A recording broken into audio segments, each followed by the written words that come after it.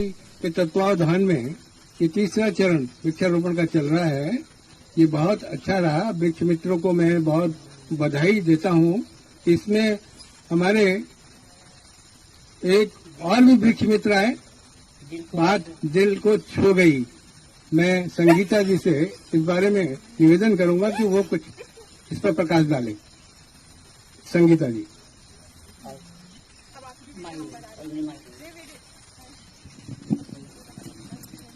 आप सभी को संगीता सुनील का हृदय से हार्दिक अभिनंदन। आज इस पावन पर्व पर आपने मुझे बुलाया, ये मेरा बहुत परम सौभाग्य है। और वृक्षों से, पौधों से और एक एक अंकुर से मेरा बचपन से ही बहुत गहरा नाता रहा है। और आप जल चढ़ाना है, पहले थोड़ा सा जल चढ़ाइए। पावन बेला में अर्घ्यम समर्पयामि, फिर जल चढ़ाइए। हमारे अर्घ्यम समर्पयामि।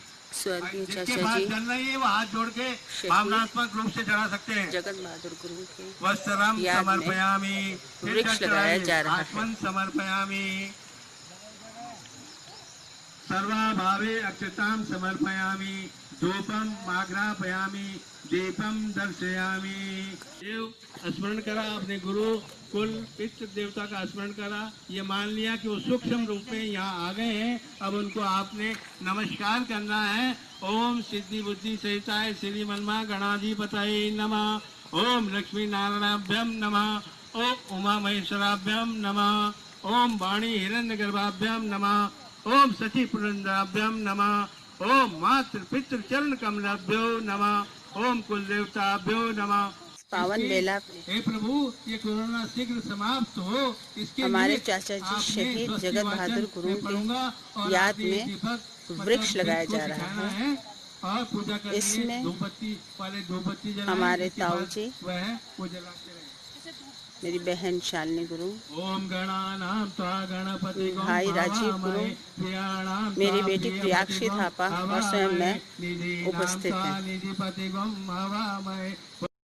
एक विशेष बात मैं ये कहना चाहती हूँ कि जैसे कि मैं आप सबसे कहती रहती हूँ कि हमें अपने घर आंगन में भी पुष्प लगाने चाहिए। वो तो मैं कई बार कह चुकी हूँ। गार्डन के बारे में मैंने आपसे बहुत सी वीडियोस शेयर की हैं, लेकिन मैं हमेशा आपसे ये भी कहा करती हूँ कि हमें वृक्ष भी लगाने चाहिए।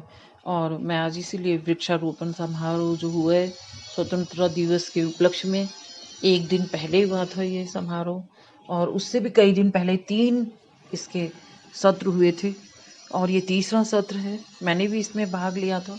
और ये शालिनी गुरुंग जी हैं जो पूर्ण रूप से समर्पित हैं, एक योग शिक्षिका हैं, कोलागढ़ पुस्तकालय की अध्यक्ष हैं, और वासुदेव कुटुंब राजेंद्र नगर में एक एनजीओ है, उसको आजीवन इन्होंने अपने को समर्पित कर दिए वहाँ के लिए। वहाँ की मेंबर बन गई हैं ये, और बेसहारा बच्चे और गरीब, अनाथ और पिछड़े वर्ग के लोगों के लिए पूर्ण रूप से अपना जीवन इन्होंने समर्पित कर दिया है, और विवाह भी नहीं अपना कराया है।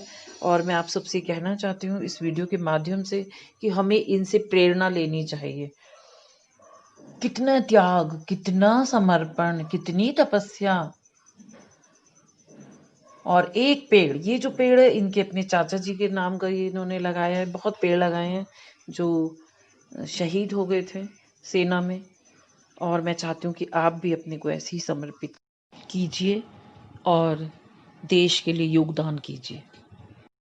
अब मैं आपका दूसरा परिचय करा रही हूँ परम आदरणीय रेस्पेक्टेड श्री गुरु प्रसाद जी से, जिन्होंने हमारी भारत भूमि का ही एक बहुत ही हृदय जिसे कहना चाहिए, हमारी देव भूमि, हमारी माँ के लिए अपने जीवन को इन्होंने भी पूर्ण रूप से समर्पित किया हुआ है। ये कोलागढ़ पुस्तकालय में अपनी बहुत निरंतर अपनी सेवाएं दे रहे हैं, और भारत भूमि की सेवा के लिए जिस प्रकार भी यथा योग्य बहुत ये प्रयत्न कर रहे हैं। और बहुत से पेड़ ये जितने देख रहे हैं आप सब, इन्हीं का इसमें बहुत बड़ा योगदान है। और ये जो बसंती कुर्ते में आप देख रहे हैं ये कवि हैं, बहुत मैं आपको सुनाऊंगी इनकी कविता, परम आदरणीय। और ये जितने वृक्ष लगे हैं ये कहाँ से लाए गए हैं ये भी मैं आपको बता दूं। आप हमेशा मेरे गार्डन को देख के कहते हैं कि आपका गार्डन जो है इसमें बहुत रेयर प्लांट्स हैं, और वाकई हैं, रेयर प्लांट्स हैं। और जिनके कईयों ने तो नाम भी नहीं सुने और उन्हें पता भी नहीं है। जैसे कि अभी मैंने वैजयंती माला का आपसे श्री कृष्ण भगवान जी का पौधे के बारे में मैंने जो आपसे शेयर किया था, और सबको पता ही नहीं है कि जो कान्हा जी की माला पहनते हैं वो वैजयंती माला वो प्लांट में लगते हैं वो मोती। तो हमारे लक्ष्मण पौधशाला जिन्हें बहुत हर बार प्रथम पुरस्कार, जब यहाँ बहुत बड़ा एक उत्तराखंड का मेला लगता है पुष्प प्रदर्शनी, उसमें बहुत प्राइज लेते हैं ये अलग अलग कैक्टस, फ्लावर्स, बोनसाई सभी में। और ये जितने वृक्ष हैं आप देख रहे हैं कितने हेल्दी हैं ये, और ये किशोरावस्था के वृक्ष लगाए गए हैं यहाँ पर। और ये सब इन्हीं की देन है कि इन्होंने बहुत सहयोग किया है, और बहुत जो रेट टू रेट जिस रेट से इन्होंने मंगाए होंगे उसमें अपना कोई प्रॉफिट नहीं लिया है। तो ये भी एक बहुत बड़ा समर्पण है देश के प्रति।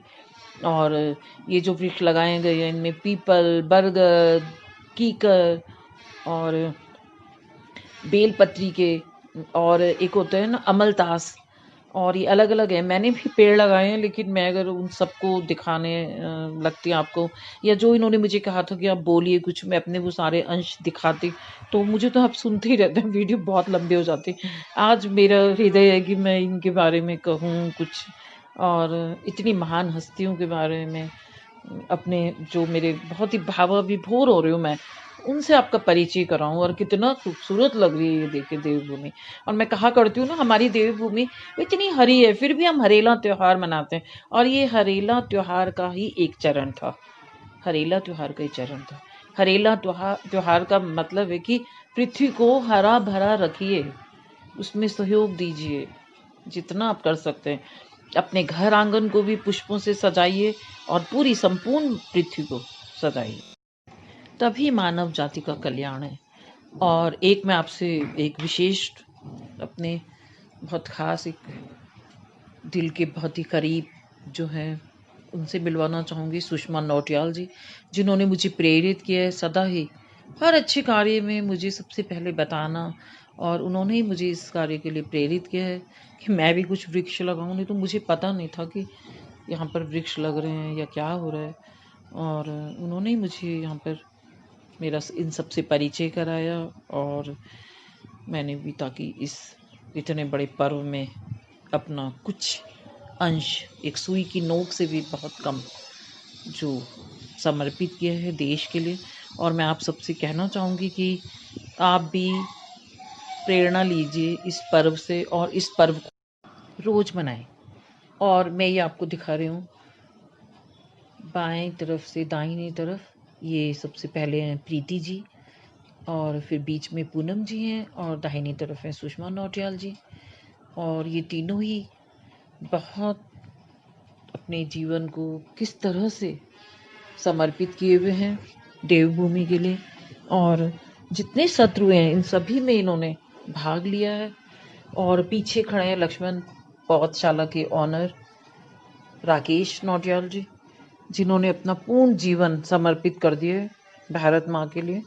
और इन्होंने अपनी नर्सरी से कितने हेल्दी प्लांट्स मैंने आपको दिखाए हैं, जो आपने देखे हैं कि लगाए गए हैं यहाँ पे। और मैं आपसे कहना चाहूँगी कि हमारे लिए ये प्रेरणा के स्रोत हैं, ये असली हीरो हैं। ये हैं असली हीरो जिन्होंने मानव जाति के कल्याण के लिए अपने जीवन को किस तरह समर्पित किया हुआ है।